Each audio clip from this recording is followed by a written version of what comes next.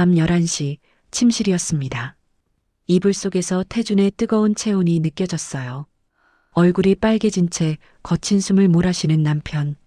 62세인 제 몸은 이미 한계였습니다. 여보, 오늘은 좀. 조심스럽게 말을 꺼냈지만 소용없었어요.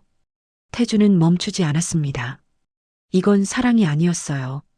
의무였고 복종이었으며 35년간 반복된 일상이었습니다.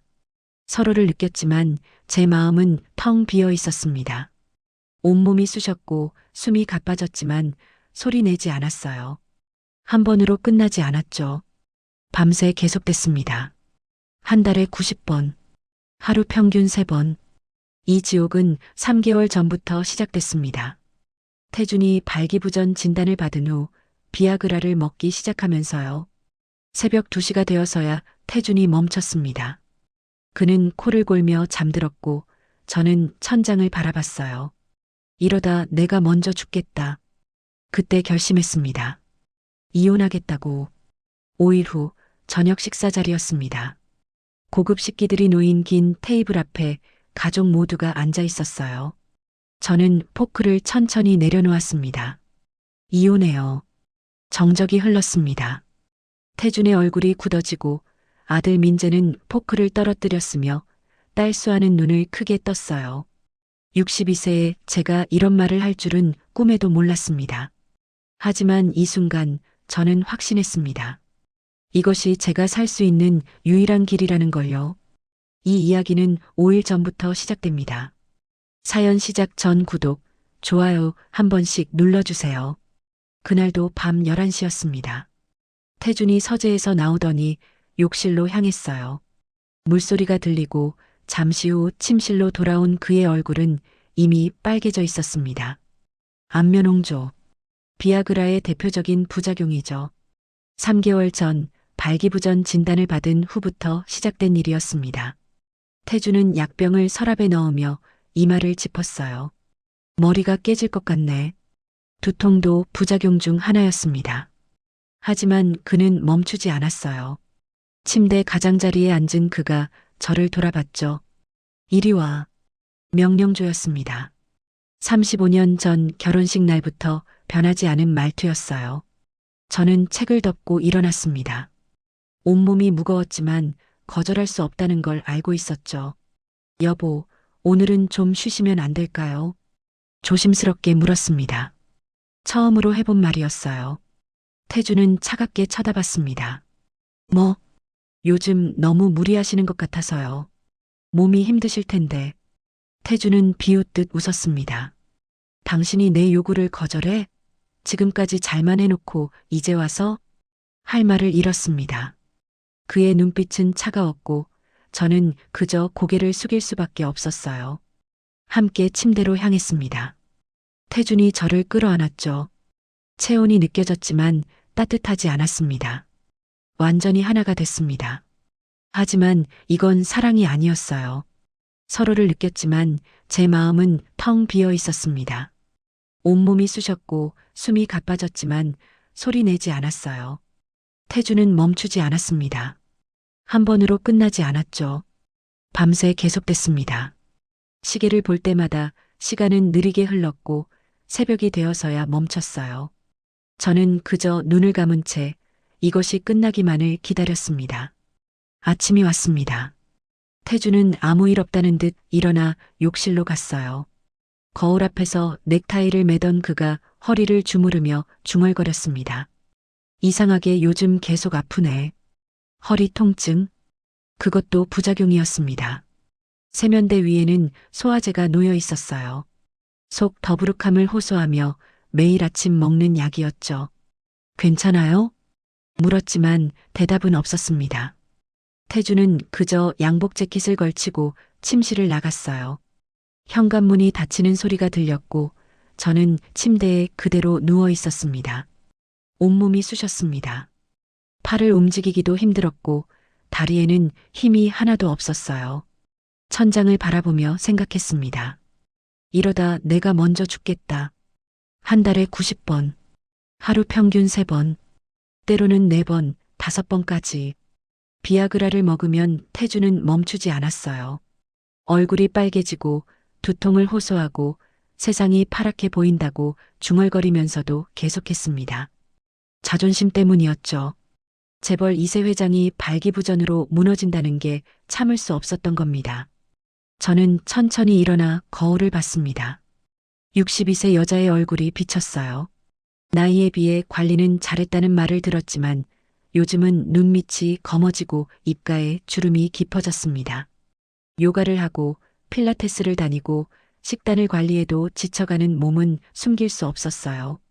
부엌으로 가서 아침 준비를 시작했습니다. 35년간 해온 일이었죠. 밥을 짓고 국을 끓이고 반찬을 차렸습니다.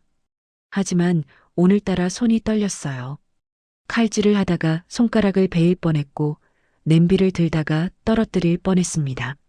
식탁에 앉아 혼자 밥을 먹었습니다. 입으로 들어가지만 맛이 없었어요. 씹고 삼키고 다시 젓가락을 들었지만 먹는 게 아니라 그냥 의무적으로 하는 것 같았습니다. 핸드폰이 울렸습니다. 장남 민재였어요. 어머니, 오늘 저녁 집에 갈게요.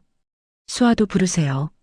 아버지 건강검진 때문에 드릴 말씀이 있어요. 건강. 그 단어가 귓가에 맴돌았습니다. 태준의 건강이 걱정된다는 건지 아니면 회사 일 때문에 건강검진 결과가 필요하다는 건지 알 수 없었어요. 알겠어. 짧게 대답하고 전화를 끊었습니다. 창밖을 봤어요. 겨울 햇살이 차갑게 내려앉아 있었습니다. 정원의 나무들은 앙상했고 하늘은 회색빛이었죠. 문득 생각했습니다. 내가 언제까지 이렇게 살아야 하나. 태준이 약을 끊을 리 없었어요. 자식들에게 말하기도 뭐하고 저는 계속 참아야겠죠. 62세까지 참았으니 70세까지도 참을 수 있을까요? 아니면 그 전에 제가 먼저 쓰러질까요? 식탁을 치우고 설거지를 하고 거실을 정리했습니다. 로봇처럼 움직였어요. 생각을 멈추고 감정을 지우고 그저 손이 시키는 대로 몸을 움직였습니다. 오후가 되자 온몸이 더 쑤셨습니다. 소파에 앉아 TV를 켰지만 무슨 내용인지 하나도 들어오지 않았어요. 화면 속 사람들은 웃고 떠들었지만 저는 그저 멍하니 바라볼 뿐이었습니다. 저녁 6시 현관문이 열렸습니다. 남편 태준이 돌아왔어요. 회사 일이 일찍 끝났나 봅니다. 그는 소파에 앉으며 넥타이를 풀었죠. 저녁 준비됐어? 곧 차릴게요. 일어나 부엌으로 갔습니다. 미리 준비해둔 음식들을 데우고 상을 차렸어요. 민재와 수아가 온다고 했으니 평소보다 조금 더 신경 써서 차렸습니다. 그때 태준이 서재로 들어가는 모습이 보였어요. 서랍을 여는 소리, 물소리. 가슴이 답답했습니다. 숨이 막히는 것 같았어요. 부엌 싱크대를 붙잡고 심호흡을 했습니다. 오늘 밤은 편하게 지나갔으면. 그 생각이 머릿속을 가득 채웠습니다. 다음 날 오후 2시 거실에 아들 민재와 딸 수아가 있었습니다. 저는 커피와 다과를 준비해 테이블에 놓았어요. 평소라면 가벼운 안부 인사로 시작했겠지만 오늘은 달랐습니다. 입을 열기도 전에 가슴이 답답했죠. 민재야, 수아야. 엄마가 할 말이 있어. 두 사람이 저를 쳐다봤습니다. 민재는 커피잔을 들고 수아는 핸드폰을 내려놓았어요. 저는 숨을 깊이 들이마시고 말을 이어갔습니다. 아버지가 요즘 너무 무리하셔서 걱정이야. 약도 과하게 드시고. 말끝을 흐렸습니다. 구체적으로 말하기가 민망했어요. 하지만 이 정도면 자식들이 알아들을 거라고 생각했습니다. 민재가 커피를 한 모금 마시고는 차갑게 말했어요. 그 정도는 아버지가 알아서 하시지 않을까요? 귀를 의심했습니다. 제가 잘못 들은 건가 싶어 민재를 똑바로 봤어요. 하지만 그의 표정은 진지했고 눈빛은 단호했습니다. 민재야, 그게 무슨... 가슴이 답답했습니다. 수아에게 눈을 돌렸어요. 딸이라면 이해해주지 않을까 기대했습니다. 수아야, 너는... 수아는 핸드폰만 보며 시큰둥하게 말했습니다. 엄마, 또 시작이야? 우리가 뭘 어떻게 해줘요? 그게 아니라 아버지 건강이 너무... 건강검진 결과 다 정상이시던데요. 회사에서 매년 하시잖아요. 민재가 끼어들었습니다. 저는 할 말을 잃었어요. 자식들이 이렇게 냉정할 줄은 몰랐습니다. 아니, 어쩌면 알고 있었는지도 몰라요. 그저 인정하고 싶지 않았던 것뿐이죠. 알겠어. 그냥 엄마가 걱정돼서 한 말이야. 어머니도 나이 드셨으니까 좀 예민하신가 봐요. 갱년기 우울증도 있다던데 병원 한번 가보세요. 수아가 일어서며 말했습니다. 가방을 들고 현관으로 향하는 딸의 뒷모습을 보며 눈시울이 뜨거워졌어요. 민재도 따라 일어섰습니다. 저도 가봐야겠어요. 회의가 있어서요. 밥은 먹고 가. 괜찮아요. 바빠서요. 두 사람이 나간 후 거실은 텅 비었습니다. 커피 잔들만 덩그러니 남아 있었어요. 저는 소파에 주저앉았습니다. 자식들마저 제 편이 아니었습니다. 35년간 키우고 돌보고 모든 걸 희생했는데 이게 답인가요? 눈물이 흘렀습니다. 소리 내지 않고 조용히 울었어요. 가족이란 뭘까요? 혈육이란 뭘까요? 결국 저는 혼자였습니다. 저녁이 되었습니다. 태준이 퇴근했고 저는 마음을 가다듬고 저녁상을 차렸어요. 자식들이 다녀간 이야기는 하지 않았습니다. 해봤자 소용없으니까요. 식사를 마친 태준이 서재로 들어갔습니다. 설거지를 하던 제 귀에 서랍 여는 소리가 들렸어요. 약병 소리, 물 마시는 소리. 오늘은 평소보다 소리가 더 크게 들렸습니다. 서재 문이 열리고 태준이 나왔어요. 얼굴이 평소보다 더 빨갛게 달아올라 있었습니다. 이마에 땀이 맺혀 있었고 눈은 충혈되어 있었죠. 오늘은 효과가 약한 것 같아서 2알 먹었어. 2알. 평소보다 2배였습니다. 가슴이 철렁했어요. 여보, 그러시면 안 돼요. 의사 선생님이. 내 몸은 내가 알아서 한다. 말을 끊고는 침실로 향했습니다. 저는 설거지를 마저 하고 뒤따라 들어갔어요. 태주는 이미 침대에 누워 저를 기다리고 있었습니다. 불을 끄고 침대로 갔습니다. 태준이 저를 끌어안았어요. 체온이 평소보다 뜨거웠고 숨소리가 거칠었습니다. 관계가 시작됐습니다. 중간쯤 됐을 때 태준이 이상한 말을 했어요. 여보, 세상이 왜 이렇게 파랗게 보이지? 예. 불빛도 파래. 침대 시트도 파랗고. 이상하네. 시야 청색증. 비아그라 부작용 중 하나라는 걸 어디서 읽은 적이 있었습니다. 심장이 쿵쿵 뛰었어요. 이건 정말 위험한 신호였습니다. 여보, 그만하고 병원에. 괜찮아. 태주는 멈추지 않았습니다. 어지럽다고 중얼거리면서도 계속했어요. 완전히 하나가 됐지만 제 마음속에는 공포만 가득했습니다. 이건 사랑이 아니었어요. 광기였고 집착이었으며 자기 파괴였습니다. 밤새 계속됐습니다. 태주는 중간중간 세상이 파랗다는 말을 반복했어요. 저는 그저 눈을 감고 기도했습니다. 제발 무사히 아침이 오기를, 이 남자가 쓰러지지 않기를 바랐죠.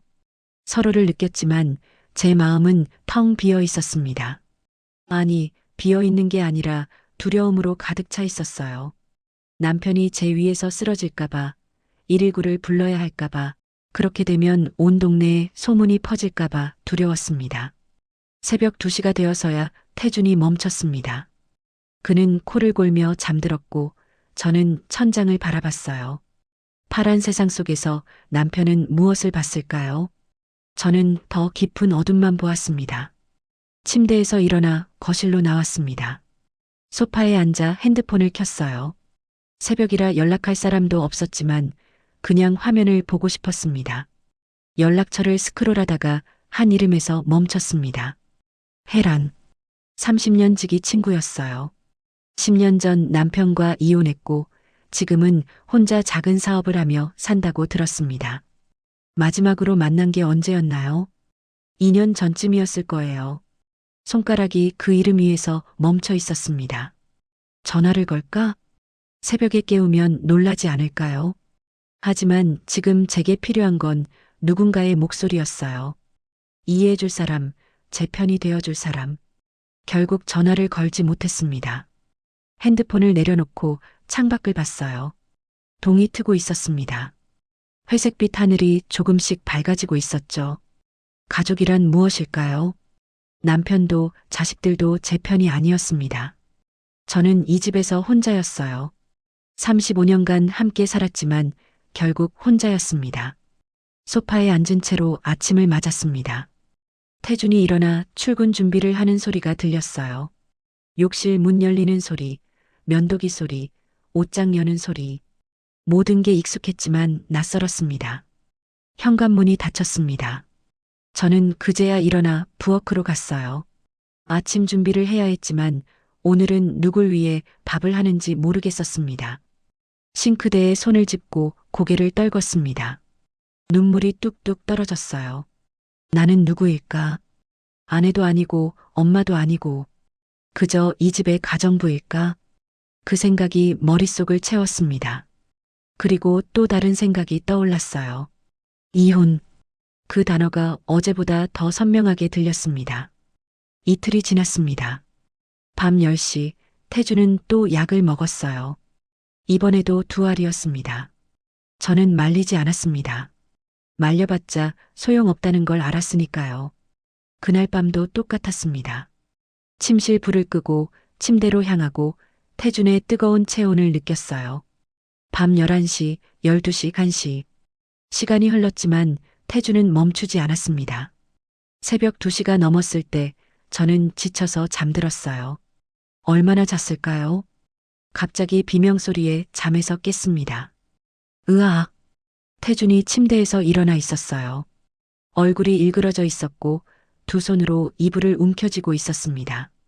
시계를 봤어요. 새벽 3시 15분이었습니다. 여보, 왜 그래요? 안 가라앉아. 4시간째야.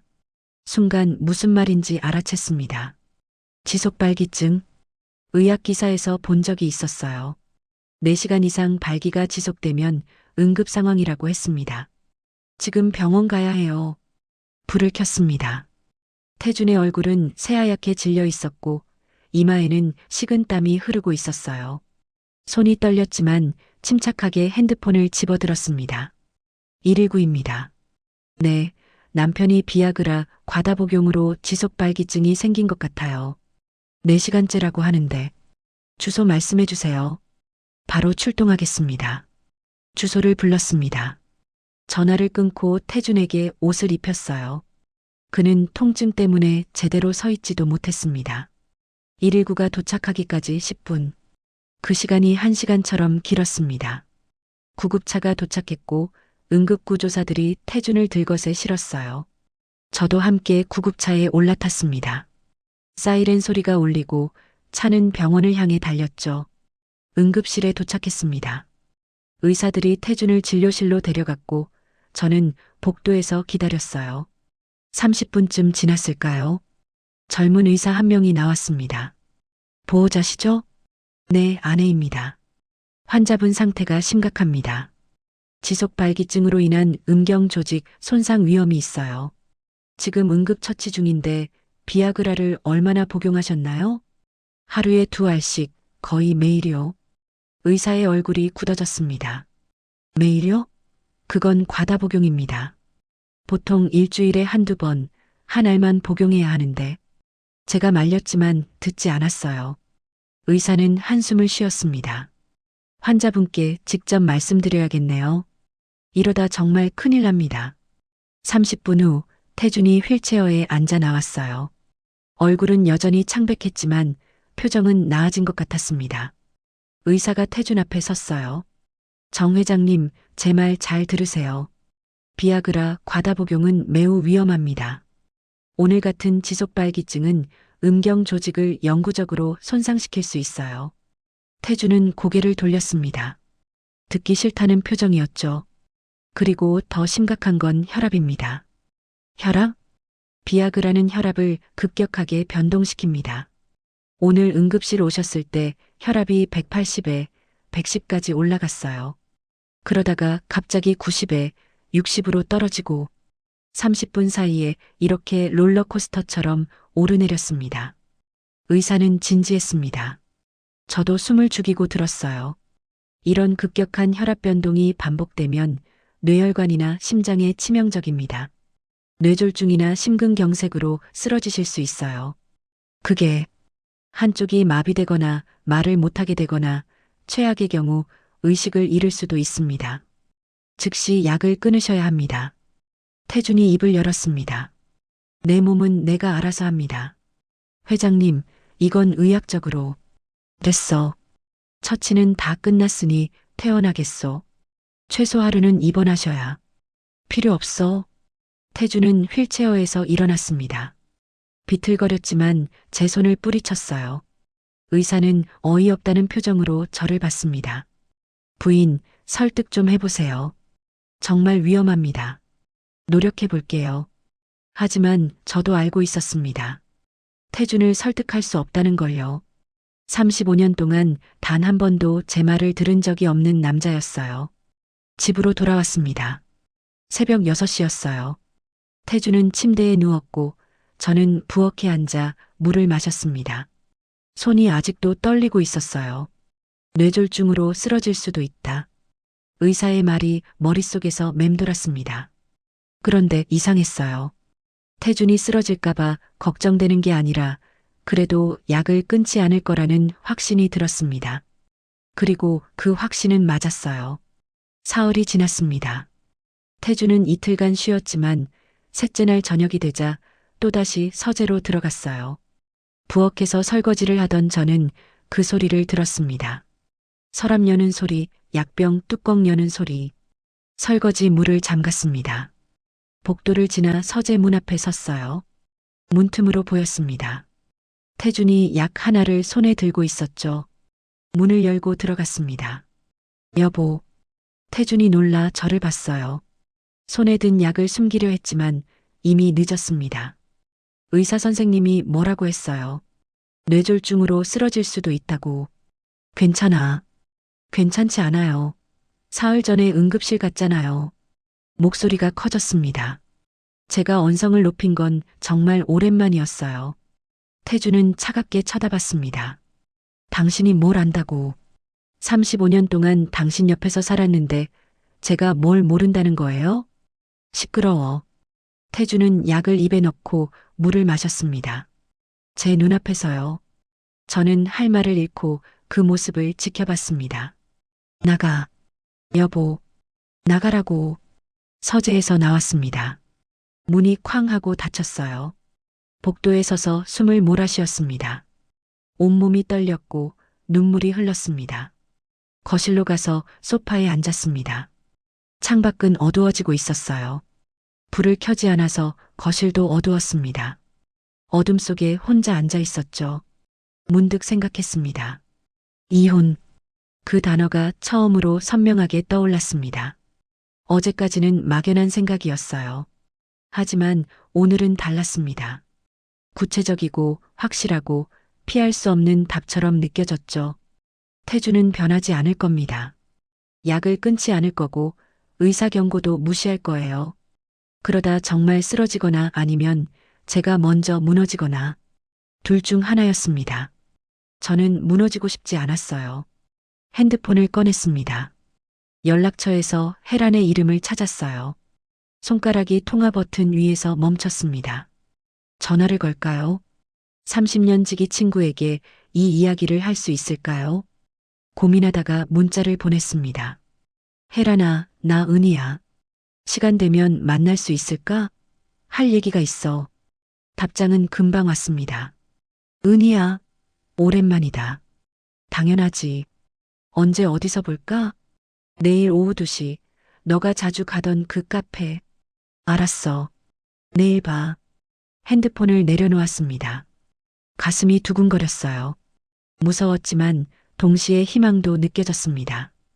혜란이라면 이해해 줄 거예요. 혼자가 아니라는 것만으로도 힘이 날 것 같았습니다. 서재 문이 열리는 소리가 들렸습니다. 태준이 나와 침실로 향했어요. 저는 일어나지 않았습니다. 어둠 속에 그대로 앉아 있었죠. 오늘 밤도 똑같을 겁니다. 태준이 저를 부를 거고 저는 응할 거예요. 하지만 이제 알았습니다. 이게 끝이 아니라는 걸요. 내일 혜란을 만나면 이 모든 이야기를 할 겁니다. 그리고 묻겠죠. 나 어떻게 해야 할까? 다음 날 오후 2시 약속 장소인 카페에 도착했습니다. 명동 한복판에 있는 작은 카페였어요. 혜란이 자주 가던 곳이라고 했었죠. 문을 열고 들어가자 혜란이 손을 흔들었습니다. 은희야. 2년 만에 보는 얼굴이었습니다. 혜란은 여전히 밝았어요. 단발머리에 청바지를 입은 모습이 자유로워 보였습니다. 저는 테이블에 앉아 가방을 내려놓았어요. 오랜만이다, 혜란아. 진짜 오랜만이야. 커피 시킬까? 아니면 차? 아무거나 좋아. 혜란이 커피 2잔을 주문했습니다. 웨이터가 자리를 뜨자 혜란이 저를 똑바로 봤어요. 얼굴이 안 좋아 보이네. 무슨 일 있어? 말문이 막혔습니다. 어디서부터 시작해야 할까요? 커피가 나왔고 저는 잔을 들었다가 다시 내려놓았어요. 손이 떨렸습니다. 혜란아, 나 목이 메었습니다. 눈물이 핑 돌았어요. 혜란이 제 손을 잡았습니다. 천천히 말해. 괜찮아. 그 말에 무너졌습니다. 카페 한복판이었지만 참을 수 없었어요. 눈물이 주르륵 흘렀고 저는 손으로 얼굴을 가렸습니다. 미안해, 혜란아. 내가 좀 울어. 괜찮으니까 울어. 혜란이 티슈를 건넸습니다. 저는 눈물을 닦고 숨을 깊이 들이마셨어요. 그리고 이야기를 시작했습니다. 태준의 비아그라 과다 복용, 한 달 90번의 요구, 응급실 사건, 자식들의 냉대까지 모든 걸 털어놓았어요. 혜란은 말없이 들었습니다. 중간중간 고개를 끄덕이거나 한숨을 쉬었지만 끼어들지 않았어요. 제가 다 말하고 나서야 입을 열었습니다. 은희야, 이혼해. 단호한 목소리였습니다. 저는 혜란을 봤어요. 이혼? 그래. 당장 이혼해. 더 있다간 너가 먼저 죽어. 하지만 혜란아, 나는 62세가 늦은 나이야? 나도 58세에 이혼했어. 지금 제일 행복해. 혜란의 눈빛은 진지했습니다. 거짓말이 아니라는 걸 알 수 있었어요. 나는 너가 부러웠어, 은희야. 재벌가 며느리고 돈 걱정 없고 애들도 잘 크고. 근데 지금 네 얘기 들으니까 알겠더라. 넌 감옥에서 산 거야. 35년 동안. 가슴이 무너지는 것 같았습니다. 그 말이 맞았어요. 감옥이었습니다. 하지만 혜란아, 이 나이에 혼자 어떻게 살아? 돈도 없고 경력도 없는데 재산 분할 받으면 돼. 재산 분할? 당연하지. 35년간 너가 기여한 게 얼마인데. 집안 관리하고 애들 키우고 시집살이하고 그게 다 돈이야. 생각해 본 적 없었습니다. 재산 분할. 그런 게 가능할까요? 태준이 순순히 줄 것 같아? 안 주면 법으로 받는 거지. 내가 좋은 변호사 알아. 소개해 줄게. 혜란이 핸드폰을 꺼내 번호를 찾았습니다. 그리고 제 핸드폰에 연락처를 보냈어요. 여기 전화해봐. 이혼 전문 변호사야. 나도 이 사람한테 도움받았어. 오늘 당장? 오늘 당장. 미루면 못해. 내가 잘 알잖아. 혜란의 말이 맞았습니다. 미루면 못할 거예요. 용기가 사라질 겁니다. 전화해 볼게. 카페를 나와 변호사에게 전화를 걸었습니다. 여자 목소리가 들렸어요. 네, 법률사무소입니다. 저 이혼 상담을 받고 싶은데요. 오늘 오후 4시에 시간 되시나요? 시계를 봤습니다. 2시 40분이었어요. 네, 가능합니다. 주소를 받아 적었습니다. 전화를 끊고 혜란을 봤어요. 4시에 상담이래. 잘했어. 내가 같이 갈까? 아니, 혼자 갈게. 이건 내가 해야 할 일이니까. 혜란이 제 손을 꼭 잡았습니다. 은희야, 넌 할 수 있어. 넌 너가 생각하는 것보다 훨씬 강해. 눈시울이 뜨거워졌습니다. 고맙다는 말밖에 할 수 없었어요. 오후 4시 법률사무소에 도착했습니다. 강남역 근처 빌딩 7층이었어요. 문을 열고 들어가자 깔끔한 사무실이 보였습니다. 직원이 안내했고 저는 변호사 앞에 앉았어요. 40대 초반으로 보이는 여자 변호사였습니다. 짧은 머리에 안경을 쓴 모습이 똘똘해 보였어요. 강은희 씨 맞으시죠? 저는 변호사 박지원입니다. 편하게 말씀해 주세요. 네, 감사합니다. 어떤 상황이신지 설명해 주시겠어요? 처음부터 다시 이야기했습니다. 결혼 35년 재벌가 며느리, 남편의 비아그라, 과다 복용, 한 달 90번의 고통. 변호사는 메모를 하며 들었어요. 남편 측에서 폭력이나 외도는 없었나요? 신체적 폭력은 없었어요. 하지만 말을 멈췄습니다. 이게 폭력이 아닐까요? 제 의사는 무시하고 몸이 아파도 강요하고 정신적, 성적 학대로 볼 수 있겠네요. 변호사가 조용히 말했습니다. 학대. 그 단어를 들으니 울컥했어요. 재산은 어느 정도 파악하고 계세요? 정확히는 모르지만 부동산이랑 주식이랑 합쳐서 100억 정도 될 거예요. 35년 혼인 기간이면 재산 분할 30%는 충분히 받을 수 있습니다. 30억 정도 되겠네요. 30억? 큰 돈이었습니다. 하지만 제가 그만한 가치가 있을까요? 제가 번 돈은 하나도 없는데요. 전업주부였어요. 그게 문제가 아닙니다. 강 여사님. 35년간 집안을 관리하고 자녀를 양육하고 시부모를 모시고 회장 부인으로서 대외 활동을 하신 게 다 기여도예요. 변호사는 자신 있게 말했습니다. 승산 있습니다. 제가 필요한 증거들을 말씀드릴게요. 메모하세요. 노트를 꺼냈습니다. 변호사가 또박또박 설명했어요. 첫째, 가계부나 생활비 지출 기록. 있으세요? 네, 35년간 다 적었어요. 완벽하네요. 둘째, 회사 행사나 모임 참석 기록. 사진이나 초대장 같은 거요. 앨범에 다 있어요. 셋째, 시부모님 간병 기록이 있다면 더 좋고요. 시어머니 치매로 7년간 집에서 모셨어요. 병원 기록 다 있어요. 변호사가 눈을 반짝였습니다. 넷째, 최근 건강검진 결과. 스트레스나 우울증 소견이 있다면 유리합니다. 3개월 전 검진에서 만성피로, 우울증 의심 나왔어요. 완벽합니다. 이 정도면 충분히 싸울 수 있어요. 변호사는 웃었습니다. 저도 처음으로 조금 웃을 수 있었어요. 비용은 얼마나 들까요? 착수금 1천만 원, 성공 보수는 받으신 금액의 10%입니다. 부담되시면 분할 납부도 가능해요. 1천만 원. 큰 돈이었지만 해야 했습니다. 일주일 안에 입금하겠습니다. 좋습니다. 그럼 우선 이혼 의사를 남편 측에 전달하시고 증거 서류들을 준비해 주세요. 다음 주에 다시 만나서 구체적인 전략을 짜겠습니다. 사무실을 나왔습니다. 엘리베이터를 타고 1층으로 내려갔어요. 건물 밖으로 나오자 저녁해가 기울고 있었습니다. 핸드폰이 울렸습니다. 혜란이었어요. 어떻게 됐어? 변호사님이 승산 있대. 그럼 됐다. 은희야, 잘했어. 전화를 끊고 거리를 걸었습니다. 사람들이 오가고 차들이 지나가고 세상은 여전히 돌아가고 있었어요. 하지만 제 세상은 달라지고 있었습니다. 집으로 돌아가는 택시 안에서 창밖을 봤습니다. 빌딩 불빛들이 하나둘 켜지고 있었어요. 생각했습니다. 35년간 모든 기록이 남아있다. 가계부, 사진, 시어머니, 간병 일지까지. 이제 그것들이 내 무기가 될 차례다. 두려웠습니다. 태준에게 이혼을 말하는 순간이 무서웠어요.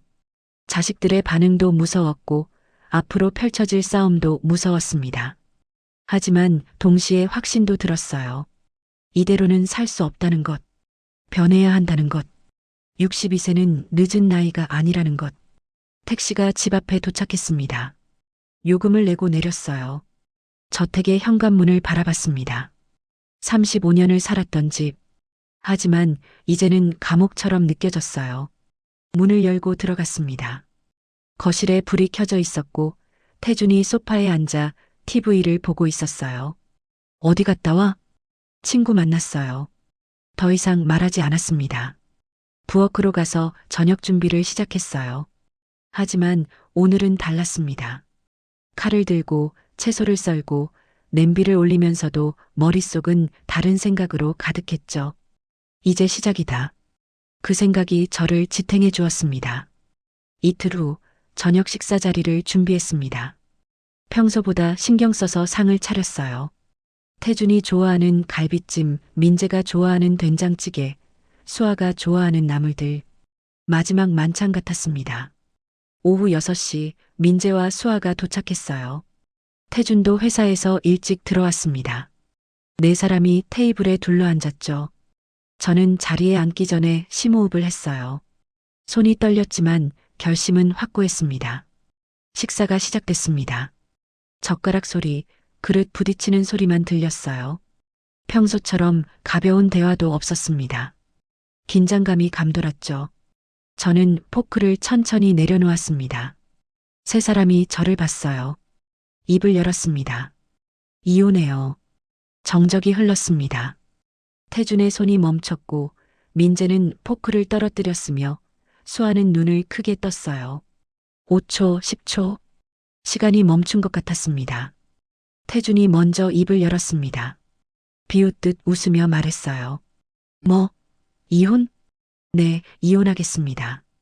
갑자기 무슨 소리야? 갑자기가 아니었습니다. 35년을 참았어요.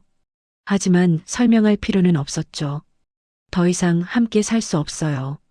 태준이 포크를 탁 내려놓았습니다. 네가 나가면 뭐라고 살 건데? 돈은? 집은? 재산 분할 받을 겁니다. 재산 분할? 태준의 목소리가 커졌어요. 얼굴이 벌개졌습니다. 내 돈을 네가 왜 가져가? 회장님 돈이 아니라 우리 돈입니다. 35년간 제가 기여한 몫이 있어요. 회장님, 그 호칭을 쓰는 순간 태준의 표이 굳어졌습니다. 더 이상 남편과 아내가 아니라는 선언이었죠. 민재가 끼어들었습니다. 어머니, 집안 망신이십니다. 재벌가 이혼 뉴스 나면 주가 떨어져요. 회사 이미지에도 타격이고요. 그건 회사 문제지 내 인생하고는 상관없어. 상관없다니요. 어머니도 주주시잖아요. 그 주식도 재산 분할에 포함될 거야. 민재의 얼굴이 일그러졌습니다. 돈 이야기가 나오자 본색이 드러났어요. 수아가 날카롭게 물었습니다. 재산 때문이죠? 뭐, 결국 돈 때문에 이혼하는 거잖아요. 엄마도 결국 돈이구나. 가슴이 찢어지는 것 같았습니다. 하지만 목소리는 차분하게 유지했어요. 맞아, 돈도 받을 거야. 35년간 내가 기여한 만큼. 수아가 코웃음 쳤습니다. 기여요? 집에서 밥만 하고 청소하신 게 기여예요? 수아야, 사실이잖아요. 아버지가 돈 벌어 오신 거고 엄마는 그냥 쓰기만 하신 거고. 참았습니다. 화를 내면 지는 거였어요. 대신 천천히 말했습니다. 너희 둘 낳아서 키웠어. 할머니 치매 걸렸을 때 7년간 집에서 모셨고 회사 행사 200번 넘게 참석했지. 그게 다 공짜였을까? 민재가 반박했습니다. 그건 아내의 당연한 역할 아닙니까? 그래, 당연한 역할이었어. 35년 동안. 이제 그 역할의 대가를 받으려는 거야. 태준이 주먹으로 테이블을 쳤습니다. 그릇들이 덜컹거렸어요. 한 푼도 못 가져가. 그건 법이 정할 일입니다. 법? 감히 나한테 법으로 맞서겠다고? 네. 조용히 대답했습니다. 태준은 제 눈을 똑바로 봤어요. 35년 만에 처음으로 제가 그 시선을 피하지 않았습니다. 하지만 회장님, 돈보다 중요한 게 있어요. 뭔데? 나도 사람으로 살고 싶다는 겁니다. 태준이 비웃었습니다. 사람으로 살고 싶다고? 35년 동안 뭘 했는데? 35년 동안 물건으로 살았어요. 회장님 소유물로요. 뭐라고? 이제 그만하고 싶어요. 사람으로 대접받고 싶습니다. 자리에서 일어났습니다. 세 사람이 저를 봤어요. 놀란 표정, 화난 표정, 당황한 표정이 뒤섞여 있었습니다. 내일 법원에 소송 제기할 겁니다. 변호사는 이미 선임했어요. 당장 나가. 태준이 소리쳤습니다. 저는 고개를 끄덕였어요. 곧 나갈 겁니다. 법적 절차 끝나면요. 다이닝룸을 나와 침실로 갔습니다. 문을 닫고 침대에 앉았어요. 온몸이 떨렸지만 후회는 없었습니다. 해냈어요. 35년 만에 처음으로 제 목소리를 냈습니다. 그날 밤 태주는 서재에서 잤습니다. 저도 침실에서 혼자 잤어요. 35년 만에 처음으로 혼자 자는 밤이었습니다. 무서웠지만 동시에 평화로웠어요. 다음 날 아침 9시 혜란이 집 앞에서 기다리고 있었습니다. 함께 법원으로 향했어요. 택시 안에서 혜란이 제 손을 잡았습니다. 잘하고 있어, 은희야. 고마워, 혜란아. 법원에 도착했습니다. 변호사 박지원이 이미 와 있었어요. 서류를 정리하며 저를 맞았습니다. 준비되셨어요? 네. 그럼 시작하겠습니다. 서류를 작성했습니다. 이혼 사유, 재산 분할 요구, 혼인 기간, 기여도. 한 장 한 장 읽고 서명했어요. 마지막 장에 서명하는 순간 손이 떨렸습니다. 하지만 멈추지 않았어요. 접수 완료됐습니다. 이제 상대 측에 소장이 전달될 겁니다. 박 변호사가 말했습니다. 저는 고개를 끄덕였어요. 상대 측도 변호사를 선임할 겁니다. 그럼 본격적으로 협상이 시작되죠. 얼마나 걸릴까요? 빠르면 3개월, 길면 6개월. 상대 측이 어떻게 나오느냐에 따라 달라요. 법원을 나왔습니다. 햇빛이 눈부셨어요. 2월의 차가운 공기가 뺨을 스쳤습니다. 혜란이 제 어깨를 두드렸어요. 잘했어, 은희야. 이제 시작이야. 응, 이제 시작이야. 그 순간 핸드폰이 울렸습니다. 민재였어요. 받지 않았습니다. 다시 울렸고 이번엔 수아였어요. 역시 받지 않았습니다. 전화 안 받아도 돼? 혜란이 물었습니다. 저는 고개를 저었어요. 이제 할 말 없어. 저희는 긴장을 풀기 위해 카페로 갔습니다. 따뜻한 커피를 마시며 혜란과 마주 앉았어요. 힘들지? 힘들어. 근데 후회는 안 돼. 그럼 된 거야. 핸드폰이 또 울렸습니다. 이번엔 모르는 번호였어요. 받았습니다. 강은희 씨 맞으시죠? 저는 법률사무소 정앤파트너스 변호사 최인호입니다. 태준 측 변호사였습니다. 네, 맞습니다. 소장 받았습니다. 저희도 곧 답변서 제출할 겁니다. 한 가지만 말씀드리죠. 재산 분할? 한 푸도 못 가져가십니다. 냉소적인 목소리였습니다. 저는 침착하게 대답했어요. 그건 법원이 정할 일입니다. 회장님이 벌어들인 재산인데 왜 나눠줘야 합니까?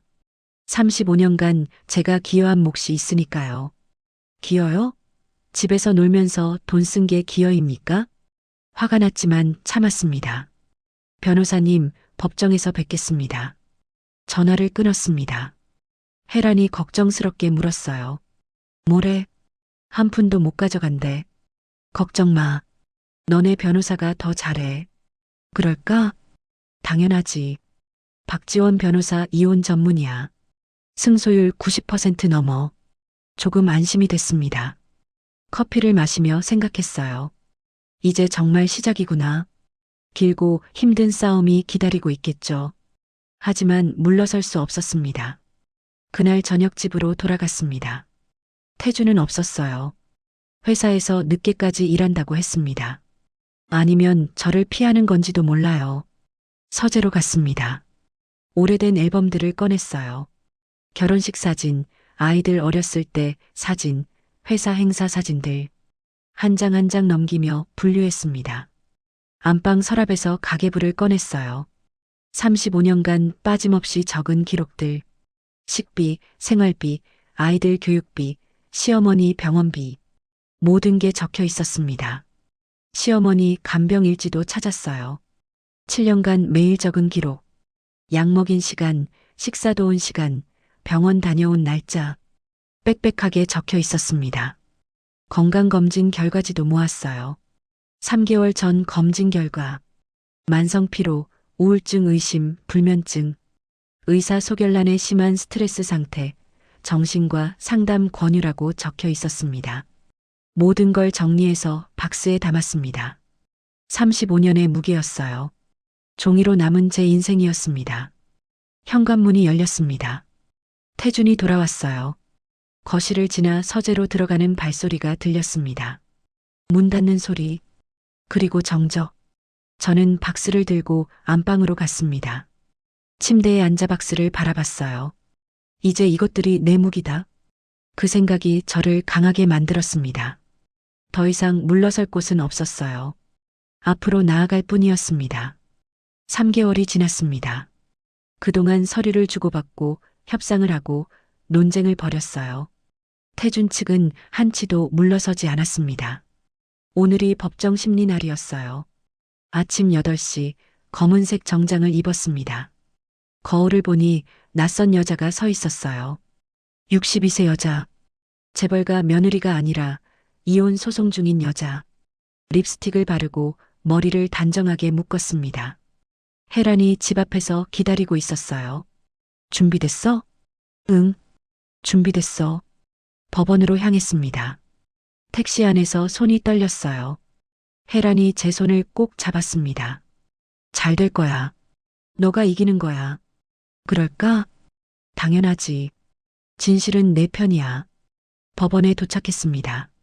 박 변호사가 입구에서 기다리고 있었어요. 손에는 두꺼운 서류 가방을 들고 있었습니다. 강 여사님, 긴장하지 마세요. 믿어요.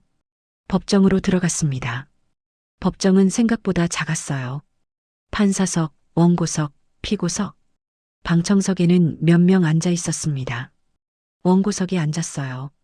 박 변호사가 옆에 앉고 혜라는 뒤쪽 방청석에 앉았습니다. 반대편 피고석을 봤습니다. 태준이 앉아 있었어요. 옆에는 최인호 변호사가 있었고 그 뒤에 민재와 수아가 보였습니다.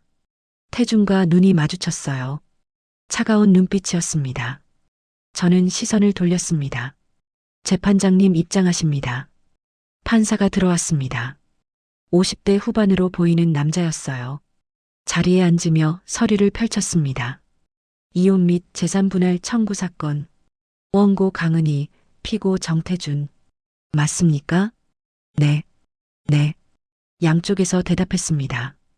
판사가 고개를 끄덕이며 말했어요. 원고 측 변호인, 주장 요지를 말씀하세요. 박 변호사가 일어났습니다. 서류를 들고 침착하게 말했어요. 재판장님, 원고 강은희는 35년간 피고 정태준과 혼인관계를 유지하며 가정을 돌보고 자녀를 양육했습니다. 이에 대한 정당한 재산 분할을 요구합니다. 구체적인 기여도 증거가 있습니까? 네, 제출하겠습니다. 박 변호사가 서류를 꺼냈습니다. 하나씩 판사에게 제출하며 설명했어요. 첫 번째, 이것은 원고가 35년간 작성한 가계부입니다. 가계부가 판사 앞에 놓였습니다. 35건의 노트였어요. 판사가 한 권을 펼쳐봤습니다. 매일매일 식단, 집안 관리, 자녀, 교육비 지출 내역이 빠짐없이 기록되어 있습니다. 총 생활비 관리 금액은 35년간 약 15억 원에 달합니다. 판사가 고개를 끄덕였습니다. 박 변호사가 다음 서류를 꺼냈어요. 두 번째, 이것은 회사 행사 참석 기록입니다. 사진첩이 펼쳐졌습니다. 제가 회장부인 자격으로 참석한 모든 행사 사진들이었어요. 200회가 넘는 행사에 참석하며 대회 이미지 관리를 도왔습니다. 신년 할애식, 주주총회, 자선 행사, 협력사 만찬까지 모든 자리에 함께했습니다. 판사가 사진들을 넘겨봤습니다. 제 모습이 한 장 한 장에 담겨 있었어요. 웃고 있는 모습, 인사하는 모습, 손님들과 대화하는 모습. 박 변호사가 세 번째 서류를 들었습니다. 세 번째, 이것은 시부모 간병 기록입니다. 간병 일지가 제출됐어요. 7년치였습니다. 시어머니께서 치매에 걸리셨을 때 원고는 요양원이 아닌 집에서 직접 돌봤습니다. 7년간 매일 약을 챙기고 식사를 도왔으며 병원에 모셨습니다. 여기 모든 기록이 있습니다. 판사가 일지를 펼쳐봤습니다. 빽빽하게 적힌 글씨들이 보였어요. 제 글씨였습니다. 마지막으로 이것은 최근 3개월간의 건강검진 기록입니다. 의료 서류가 제출됐습니다. 극심한 스트레스와 과로로 인한 만성 피로, 우울증 소견이 보입니다. 의사 소견란에는 심한 스트레스 상태, 정신과 상담 권유라고 명시되어 있습니다. 판사가 서류를 꼼꼼히 읽었습니다. 표정이 무거워 보였어요. 이상입니다. 원고 강은희는 35년간 전업주부로서 가정을 헌신적으로 돌봤고 이는 피고의 경제활동을 가능하게 한 중요한 기여입니다. 재산 분할 30%를 요청합니다. 박 변호사가 앉았습니다. 제 심장이 쿵쾅거렸어요. 이제 상대 차례였습니다. 최인호 변호사가 일어났어요. 냉소적인 표정이었습니다. 재판장님, 피고 측 입장을 말씀드리겠습니다. 말씀하세요. 원고 측에서 제출한 자료들은 아내로서 당연히 해야 할 역할을 기록한 것에 불과합니다. 가슴이 철렁했습니다. 당연한 역할이라고요? 가계부를 작성하고 집안을 관리하고 시부모를 모시는 건 아내의 기본 의무 아닙니까? 이것이 어떻게 특별한 기여가 될 수 있습니까? 최 변호사가 판사를 보며 말했어요. 게다가 원고는 35년간 경제활동을 한 적이 없습니다. 피고가 벌어들인 재산은 전적으로 피고의 능력과 노력으로 이룬 것입니다. 박 변호사가 벌떡 일어났습니다. 이해 있습니다. 판사가 손을 들었어요. 원고 측 변호인 반박하세요. 박 변호사가 단호하게 말했습니다. 재판장님, 상대 측 주장은 전업주부의 노동 가치를 완전히 무시하는 발언입니다. 계속하세요. 35년간 원고가 가정을 관리하고 자녀를 양육한 덕분에 피고는 안심하고 경제활동에 전념할 수 있었습니다. 이것이 바로 기여도입니다. 박 변호사의 목소리에 힘이 실렸어요. 만약 원고가 이 모든 일을 하지 않았다면 어땠을까요? 가정부를 고용해야 했을 겁니다. 간병인도 고용해야 했고요. 회사 행사마다 동반자를 구해야 했을 겁니다. 그 비용이 얼마나 될까요? 판사가 고개를 끄덕였습니다. 박 변호사가 말을 이었어요. 35년간 원고가 수행한 역할의 경제적 가치를 환산하면 최소 20억 원 이상입니다. 재산 분할 30%는 오히려 보수적인 요청입니다. 그렇다면 35년간 그 당연한 역할을 수행한 대가를 정당하게 인정받아야 하지 않겠습니까? 최 변호사가 말문이 막혔습니다. 반박하려 했지만 입만 벙긋거렸어요. 판사가 서류들을 다시 봤습니다. 한참을 고민하더니 입을 열었어요. 증거자료 검토 결과 원고의 가정 내 기여도가 명확하게 인정됩니다. 숨이 멎는 것 같았습니다. 35년간의 혼인 기간, 자녀 양육, 시부모 봉양, 그리고 피고의 사회활동 지원 등을 종합적으로 고려할 때 원고의 기여도는 충분히 인정됩니다. 판사가 판결문을 읽기 시작했어요. 따라서 본 법원은 다음과 같이 판결합니다. 첫째, 원고 강은희와 피고 정태준의 이혼을 허가한다. 눈물이 핑 돌았습니다. 둘째, 피고 명의의 재산 중 30%를 원고에게 재산 분할로 지급할 것을 명한다. 이겼습니다. 정말 이긴 겁니다. 셋째, 재산 분할금은 판결 확정일로부터 3개월 이내 지급할 것. 판사가 망치를 두드렸습니다. 탁! 그 소리가 제 인생을 바꿨어요. 이상 판결을 마칩니다. 일어났습니다. 다리에 힘이 빠져 휘청거렸지만 박 변호사가 부축했어요. 이겼어요, 강 여사님. 축하드립니다. 눈물이 흘렀습니다. 슬픔이 아니었어요. 해방감이었습니다. 35년의 무게에서 벗어나는 순간이었죠. 뒤를 돌아봤습니다. 혜란이 울고 있었어요. 웃으면서 울고 있었습니다. 저도 웃었어요. 눈물을 흘리면서요. 태준을 봤습니다. 그는 굳은 표정으로 앉아 있었어요. 민재는 고개를 떨구고 수아는 눈을 감고 있었습니다. 법정을 나왔습니다. 복도에서 혜란이 저를 꼭 안았어요. 해냈어, 은희야. 정말 해냈어. 응, 해냈어. 박 변호사가 악수를 청했습니다. 수고하셨습니다. 정말 멋진 승리였어요. 변호사님 덕분입니다. 아니에요. 강 여사님이 35년간 준비한 증거 덕분이에요. 법원 계단을 내려갔습니다. 2월에 찬바람이 불었지만 춥지 않았어요. 오히려 상쾌했습니다. 하늘을 봤습니다. 구름 한 점 없이 맑았어요. 파란 하늘이 눈부셨습니다. 35년 만에 처음으로 제 미래가 보이기 시작했습니다. 혜란이 옆에서 웃었어요. 이제 뭐 할 거야? 모르겠어. 근데 괜찮아. 천천히 찾아볼 거야. 같이 찾자. 내가 도와줄게. 고마워, 혜란아. 거리를 걸었습니다. 사람들이 오가고 차들이 지나가고 세상은 여전히 돌아가고 있었어요. 하지만 제 세상은 완전히 달라졌습니다.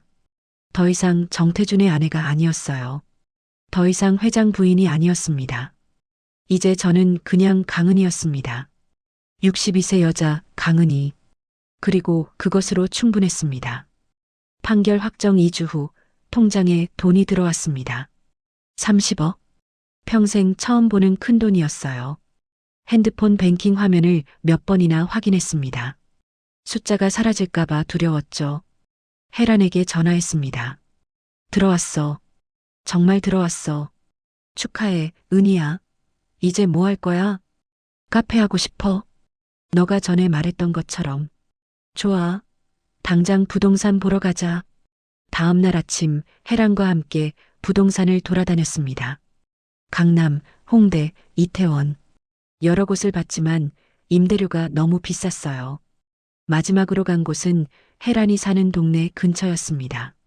여기 어때? 조용하고 주택가라서 단골 생기기 좋아. 작은 상가 1층이었어요. 20평 정도 되는 공간. 큰 창문이 있고 햇빛이 잘 들어왔습니다. 마음에 들었어요. 여기 하자. 임대 계약을 했습니다. 보증금 5천만 원, 월세 300만 원. 손이 떨렸지만 계약서에 서명했어요. 제 이름으로요. 강은희.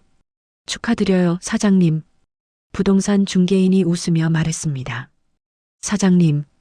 그 호칭이 낯설었지만 기분이 좋았어요. 다음 주부터 인테리어를 시작했습니다. 혜란이 인테리어 업체를 소개해줬어요. 벽지를 고르고 바닥재를 정하고 조명을 선택했습니다. 모든 게 처음이었지만 재미있었어요. 테이블은 몇 개 놓을까? 6개 정도? 너무 많으면 좁아 보여. 의자는 이 디자인 어때? 좋다. 따뜻한 느낌이야. 매일 카페에 나가 공사 과정을 지켜봤습니다. 벽이 세워지고 페인트가 칠해지고 조명이 달렸어요.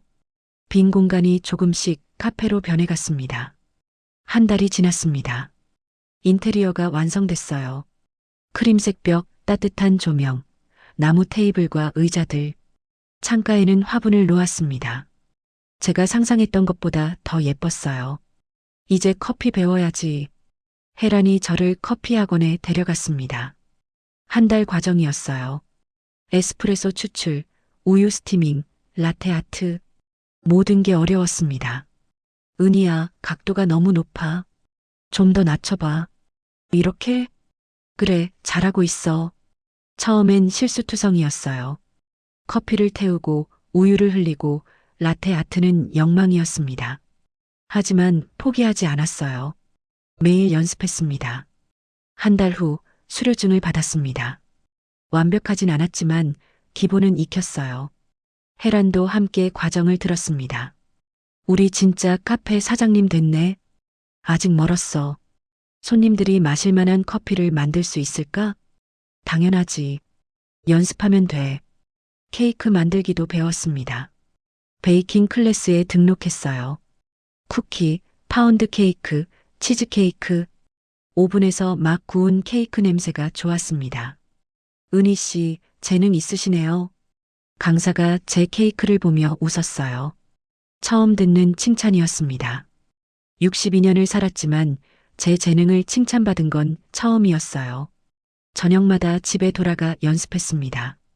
커피를 내리고 케이크를 구웠어요. 혼자 사는 작은 원룸이었지만 행복했습니다.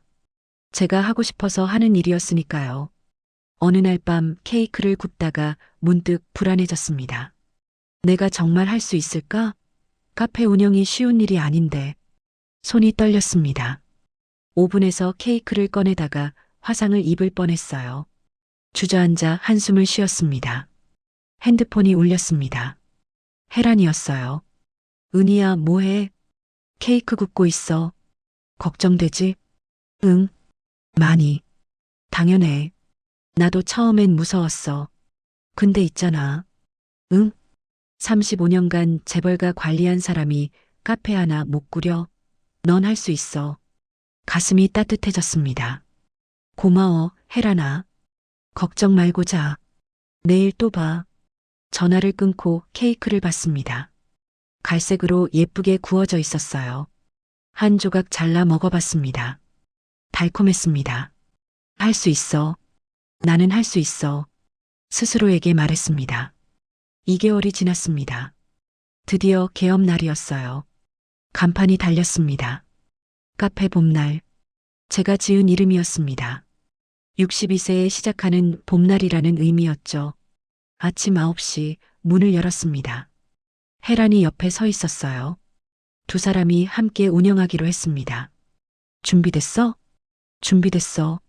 첫 손님은 옆 건물 아주머니였어요. 60대 초반으로 보였습니다. 새로 생긴 카페네요. 아메리카노 하나 주세요. 네, 잠시만 기다리세요. 손이 떨렸습니다. 에스프레소를 추출하고 뜨거운 물을 부었어요. 컵을 건넬 때 손님이 웃었습니다. 사장님, 긴장하셨나 봐요? 네, 오늘 개업이라서요. 축하드려요. 잘 되실 거예요. 고맙습니다. 손님이 커피를 한 모금 마시고는 고개를 끄덕였어요. 맛있어요. 자주 올게요. 가슴이 뛰었습니다. 첫 칭찬이었어요. 오전에 손님이 대여섯 명 왔습니다. 오후엔 조금 더 늘었어요. 10명쯤 됐습니다. 많지는 않았지만 첫날 치고는 괜찮았어요. 저녁 6시 문을 닫았습니다. 혜란과 함께 매출을 정산했어요. 20만 원. 첫날 치고 좋은데? 정말? 당연하지. 개업 첫날 손님 없는 카페도 많아. 청소를 하고 재료를 정리했습니다. 혜란이 먼저 퇴근하고 저는 혼자 남았어요. 테이블을 닦고 바닥을 쓸고 창문을 닦았습니다. 모든 걸 마치고 의자에 앉았습니다. 카페를 둘러봤어요. 제가 꾸민 공간, 제가 만든 일터, 제 사업장, 눈물이 났습니다. 기쁜 눈물이었어요. 내가 할 수 있구나. 그 말이 저절로 나왔습니다. 35년간 남의 집에서 살았어요. 남편의 집, 시부모의 집, 자식들의 집. 한 번도 제 공간이 없었습니다. 하지만 이제 달랐어요. 이곳은 제 공간이었습니다. 핸드폰을 꺼내 오늘 찍은 사진들을 봤습니다. 카페 간판, 첫 손님 만든 커피들. 하나하나가 소중했어요. 갤러리를 넘기다가 사업자 등록증 사진이 나왔습니다. 며칠 전 세무서에서 받은 것이었어요. 상호 카페 봄날, 대표자 강은희. 제 이름으로 된 첫 사업자 등록증이었습니다. 사진을 보며 웃었습니다. 저도 이제 사업자였어요. 집으로 돌아갔습니다. 작은 원룸이었지만 제가 고른 집이었어요. 제 돈으로 계약한 집. 침대에 누워 천장을 봤습니다. 피곤했지만 행복했습니다. 오랜만에 느끼는 감정이었어요. 35년간 잊고 살았던 감정. 문득 생각했습니다. 태주는 지금 뭘 하고 있을까? 민재와 수아는 어떻게 지낼까? 궁금하지만 연락하고 싶지는 않았어요. 그들은 이제 제 인생이 아니었습니다. 잠이 왔습니다. 편안한 잠이었어요. 악몽도 없고 두려움도 없는 잠. 다음 날 아침 알람 소리에 일어났습니다. 카페에 가야 했어요. 씻고 옷을 입고 현관문을 나섰습니다. 거울을 보니 웃고 있었습니다. 62세 여자. 카페 사장. 강은희. 카페에 도착해 화분을 창가에 놓았습니다. 햇빛이 꽃잎을 비췄어요. 예뻤습니다. 문을 열었습니다. 어제 왔던 아주머니가 또 오셨어요. 사장님, 어제 커피 너무 맛있었어요. 오늘도 아메리카노 주세요. 감사합니다. 금방 만들어 드릴게요. 사장님, 그 호칭이 이제 자연스러웠습니다. 더 이상 회장 부인이 아니라 카페 사장 강은이었어요. 그리고 그것으로 충분했습니다. 하루가 끝나고 또 하루가 지나고 일주일이 흘렀습니다. 매출은 조금씩 늘었고 단골도 생겼어요. 모든 게 순조로웠습니다. 저녁마다 해랑과 함께 정산을 하고 내일 준비를 했어요. 케이크를 굽고 커피 원두를 정리하고 청소를 했습니다. 은희야, 너 요즘 진짜 행복해 보여. 응, 행복해. 후회 안 해? 전혀. 이게 진짜 내 인생인 것 같아. 혜란이 웃었습니다. 잘했어, 은희야. 정말 잘했어. 한 달이 지났습니다. 카페는 자리를 잡아가고 있었어요. 손님들이 하나둘 늘어났고 리뷰도 올라오기 시작했습니다. 사장님 친절하시고 커피 맛있어요. 분위기 좋은 동네 카페. 케이크도 직접 만드신대요. 조용하고 편안해서 자주 갈 것 같아요. 리뷰를 읽으며 웃었습니다. 제가 만든 행복이었어요. 누가 시켜서 한 게 아니라 제가 선택한 일이었습니다. 문을 닫고 마지막 정리를 했습니다. 창밖으로 봄볕이 내려앉고 있었어요. 3월이었습니다. 정말 봄이 왔습니다. 의자에 앉아 하루를 돌아봤습니다. 오늘도 좋은 하루였어요. 개업 3개월이 지났습니다. 5월이었어요. 카페는 단골 손님들로 북적였습니다. 아침마다 출근길에 들르는 직장인, 오후에 책을 읽으러 오는 학생들, 저녁에 차 한잔 하러 오는 동네 주민들. 모두 제게 사장님이라고 불렀어요. 하루 매출은 평균 50만 원 정도 됐습니다. 많은 돈은 아니었지만 제가 번 돈이었어요. 누가 시켜서가 아니라 제 손으로 만든 수익이었습니다. 요즘 제 일상은 평화로웠어요. 아침 7시에 일어나 카페로 출근하고 저녁 7시에 문을 닫았습니다. 집에 돌아와 간단히 저녁을 먹고 와인 한 잔 마시며 책을 읽었어요. 주말에는 해랑과 영화를 보러 가거나 전시회를 다녔습니다. 혼자 사는 일이 외롭지 않았어요. 오히려 편했습니다. 아무도 저를 부르지 않았고 아무도 요구하지 않았으며 아무도 명령하지 않았어요. 제 시간은 온전히 제 것이었습니다. 어느 금요일 오후 3시였습니다. 손님이 뜸한 시간이었어요. 헤라는 재료 주문하러 나갔고 저는 혼자 카운터에서 설거지를 하고 있었습니다. 문이 열렸습니다. 손님이 들어왔어요. 고개를 들어보니 수아였습니다. 3개월 만이었어요. 수아는 조금 수척해 보였습니다. 머리도 짧게 자르고 화장도 연하게 했어요. 어서 오세요. 평소처럼 인사했습니다.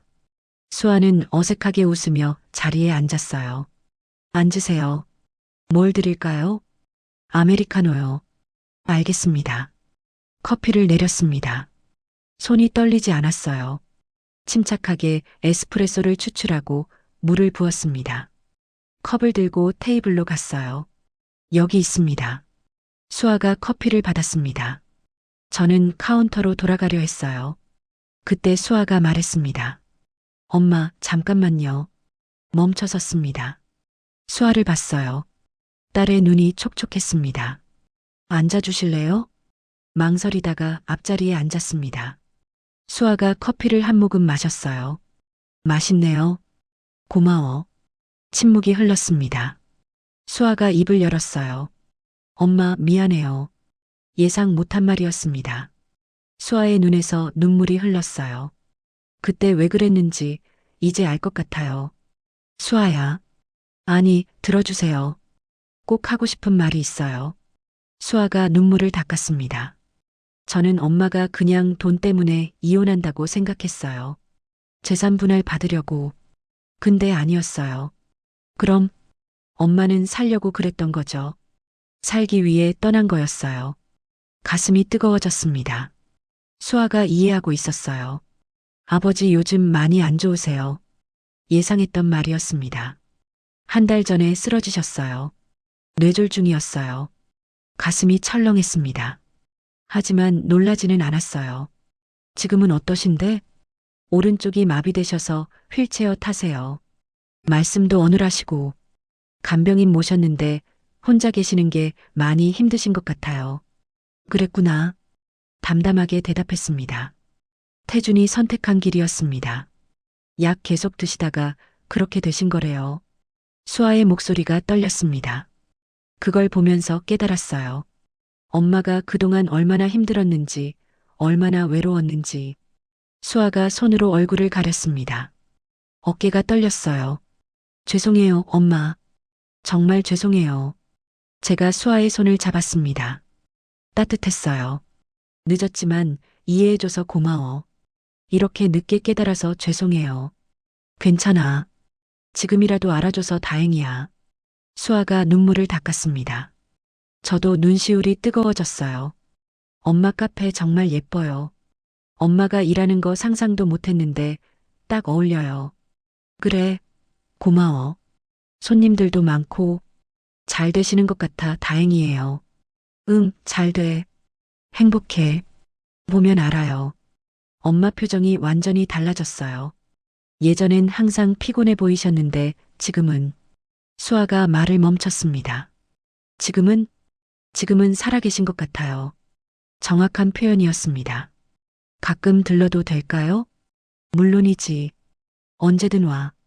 수아가 일어섰습니다. 가방을 들고 계산대로 갔어요. 얼마예요? 됐어. 오늘은 서비스야. 고마워요, 엄마. 수아가 나갔습니다. 문이 닫히고 저는 그 자리에 서 있었어요. 가슴이 먹먹했지만 동시에 후련했습니다. 용서를 바랐던 건 아니었어요. 하지만 이해받는다는 게 이렇게 위로가 되는지 몰랐습니다. 창가 자리로 갔습니다. 앉아서 창밖을 봤어요. 거리에는 벚꽃이 흩날리고 있었습니다. 5월의 햇살이 따뜻했고 사람들이 웃으며 지나갔어요. 문득 생각했습니다. 62세에 시작한 내 인생, 이제부터가 진짜다. 그 생각이 확신으로 다가왔어요. 늦은 나이가 아니었습니다. 오히려 딱 맞는 시기였어요. 35년을 살아봤기에 이제 무엇이 중요한지 알았습니다. 돈도 명예도 아니었어요. 자유였고 존중이었으며 선택이었습니다. 핸드폰이 울렸습니다. 혜란이었어요. 은희야, 재료 다 주문했어. 근데 있잖아. 응? 오늘 저녁 우리 집에서 파티할 건데 올래? 파티? 응. 새로 이사 온 옆집 언니도 이혼했대. 우리랑 비슷한 나이야. 완전 잘 맞을 것 같아. 웃음이 났습니다. 혜라는 늘 이랬어요. 사람들을 연결하고 모임을 만들고 새로운 친구를 소개해줬습니다. 갈게.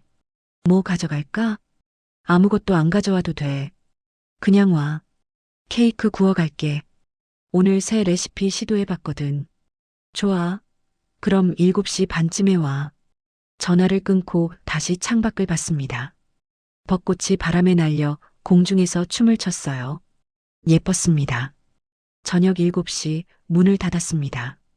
정리를 하고 오늘 구운 케이크를 상자에 담았어요. 거울을 보며 립스틱을 다시 발랐습니다. 62세 여자, 카페 사장, 강은희. 거울 속 제가 웃고 있었어요.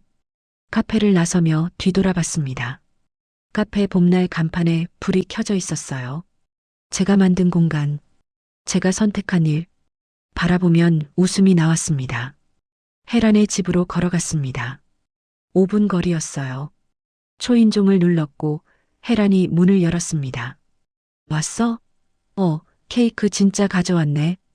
당연하지. 새 레시피라고 했잖아. 거실에는 3명이 더 있었어요. 모두 비슷한 나이였습니다. 혜란이 소개했어요. 여기 은희야. 내 제일 친한 친구. 카페 사장님이야. 안녕하세요. 강은희입니다. 반가워요. 저는 김민정이에요. 옆집에 이사 왔어요. 악수를 나눴습니다. 따뜻한 손이었어요. 소파에 앉아 와인을 마셨습니다. 여자들끼리 모여 이야기를 나눴어요. 이혼 이야기, 새로운 시작 이야기, 꿈과 계획 이야기. 모두 비슷한 길을 걸어온 사람들이었습니다. 은희 씨는 카페 하시면서 제일 좋은 게 뭐예요? 민정이 물었습니다. 잠시 생각했어요. 제가 선택한다는 거요. 메뉴도, 인테리어도, 영업시간도 다 제가 정해요. 35년 만에 처음이에요. 와, 멋지다. 저도 뭔가 해보고 싶은데. 하세요. 늦지 않았어요. 저도 할 수 있을까요? 당연하죠. 나이는 숫자일 뿐이에요. 웃으며 대답했습니다. 정말 그렇게 믿었어요. 밤 10시 집으로 돌아왔습니다. 원룸 문을 열고 들어가 침대에 누웠어요. 피곤했지만 기분이 좋았습니다. 핸드폰을 꺼내 오늘 찍은 사진을 봤어요. 카페 창가에서 찍은 벚꽃, 손님들이 마시는 커피, 해란과 함께 찍은 셀카. 하나하나가 소중했습니다. 문득 생각했어요. 1년 전 제 모습을, 재벌가 저택에서 태준의 명령을 기다리던 저, 자식들에게 무시당하던 저, 존재감 없이 살던 저, 그 사람과 지금의 저는 완전히 달랐습니다. 아니, 어쩌면 진짜 제가 이제야 나타난 건지도 모르겠어요. 창문을 열었습니다. 5월 밤 공기가 상쾌했어요. 별이 보였습니다. 앞으로 어떤 일이 벌어질지 모르겠어요. 카페가 잘 될지, 새로운 어려움이 올지, 누군가를 또 만날지, 모든 게 불확실했습니다. 하지만 괜찮았어요. 불확실함이 두렵지 않았습니다. 오히려 기대됐어요. 제가 선택할 수 있으니까요. 침대에 누워 눈을 감았습니다. 편안한 잠이 왔어요. 다음 날 아침, 토요일이었어요. 카페는 주말이 더 바빴습니다. 5월의 아침, 카페에 도착해서 열쇠로 문을 열고 들어갔어요. 창가의 꽃들이 아침 햇살을 받아 반짝였습니다. 에이프런을 두르고 커피 머신을 켰어요. 케이크 반죽을 준비하고 오븐을 예열했습니다. 오픈 사인을 걸고 문을 활짝 열었어요. 좋은 아침입니다. 아무도 없는 카페에 인사했습니다. 하지만 곧 손님들이 올 거예요. 커피를 마시러, 케이크를 먹으러, 제 이야기를 들으러. 창가에 앉아 잠시 쉬었습니다. 거리를 보니 사람들이 웃으며 걸어가고 있었어요. 아이들이 뛰어놀고 연인들이 손을 잡고 노부부가 천천히 산책했습니다. 그 모습을 보며 웃었습니다. 62세에 시작한 제 인생, 이제부터가 진짜입니다. 그리고 저는 준비가 되어 있었습니다. 지금의 이야기가 마음에 드셨다면 다른 영상도 시청해 주세요. 좋아요와 구독, 알람 설정은 무료입니다. 또 마음에 남는 장면이 있으셨다면 댓글로 나눠주세요. 선생님의 한마디가 다른 분께 깊은 울림이 될 수 있습니다.